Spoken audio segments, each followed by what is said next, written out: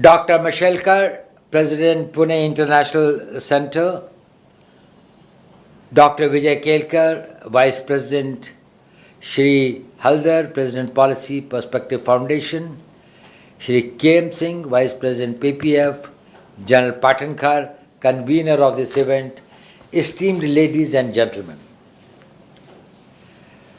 At the outset, I heartily compliment the Pune International Centre, Policy Perspective Foundation, the Tribune Trust for organizing the 6th annual Pune Dialogue on a very topical theme of national security preparedness in the age of disasters and pandemics. I feel privileged to speak to this august gathering, and I thank you for giving me this opportunity.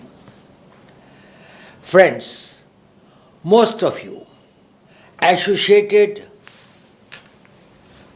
with the organizations conducting this event have been eminent practitioners in the fields of national security, diplomacy, and strategic studies. You are all well aware of the transformative changes that are taking place in the global security landscape. Wars are increasingly becoming cost-ineffective instruments of achieving nations' political and military objectives. They are being substituted by what contemporary strategists describe as war by other means. Probably today, it needs to be expanded to include threats through other sources. Well, friends, the new areas of warfare have shifted from merely territorial frontiers to the civil society.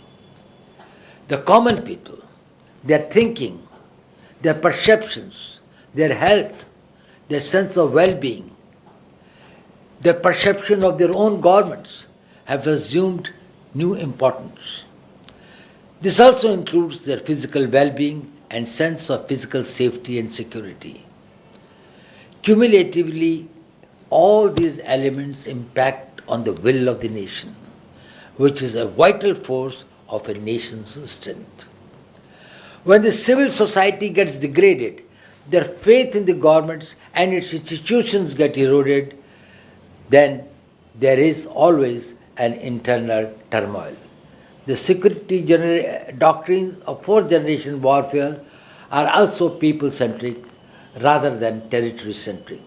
The new form of warfare estimates that targeting the civil society and the people is a low-cost and sustainable option to bleed the adversary. The COVID pandemic and devastating natural disasters have the potential to impact on collective psyche of the people, their economic well-being, and instill fears about their survival. It generates social imbalances that can threaten political stability, economic growth, and even the capacity of a nation to resolutely meet its external and internal threats. These new genre of security threats present the states with a multi-layered dilemma on a massive scale. At the micro level, saving individual lives, providing medical care and support to people, ensuring supplies of food and essential commodities, maintaining law and order are just few amongst many. At the macro level, the problems include finding effective preventive and curative medicines and administering these to combat the ever-evolving new strains of viruses and ensuring smooth supply chains. A key challenge is working out strategies for growth in this environment that are sustainable and avoids environmental degradation. Protecting people from false and motivated propaganda also becomes absolutely necessary in this age of information revolution.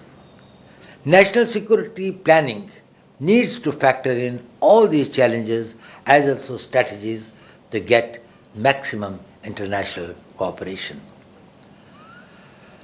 COVID-19 has brought science, data, and economic security to the center of national security planning. In fact, many path-breaking solutions have emerged from this city of Pune itself. The National Institute of Virology, the Serum Institute of India, Indian Institute of Science, Education and Research, and the Center for Development of Advanced Computing have all contributed to meeting the challenges generated by the pandemic. Decisions about maintaining strategic national stockpiles, ensuring the availability and smooth supply of critical equipment and materials, and fortifying early alert frameworks have all become important elements of national security planning. The pandemic has further reinforced the need to predict threats. While biological research has legitimate scientific purposes, its dual-use applications can be misused. The deliberate weaponization of dangerous pathogens is a serious concern. This has heightened the need to build comprehensive national capabilities in biodefense, biosafety, and biosecurity. Climate change is another threat multiplier with unpredictable consequences. It impacts the availability of resources, which are increasingly become scarce and could become source of conflict and competition. Climate change can accelerate instability and cause massive population displacements. By 2030, 600 million people in India are expected to live in the urban areas. Migrations from low-lying coastal areas in South Asia due to climatic change can add to the already stressed urban infrastructure. All these will present problems of internal security management, economic security, water and food security, just to name a few. In such an evolving national security environment, there is a need to reinvent and innovate ourselves. Rapid developments are taking place in fourth industrial revolution technologies like artificial intelligence, autonomous and unmanned systems and digital infrastructure. Social media and disinformation is adding to the complexity of national security management. A fuller integration of science and technology in all aspects of development and security has therefore become essential. Advances in science and technology will help prevent hazards from becoming disasters. Advanced technologies like prediction technologies and risk communication techniques are being applied to every facet of disaster risk reduction. Disaster and pandemics are borderless threats which cannot be combated in isolation. Today's world of high connectivity and global opportunity also makes it a world of high vulnerability.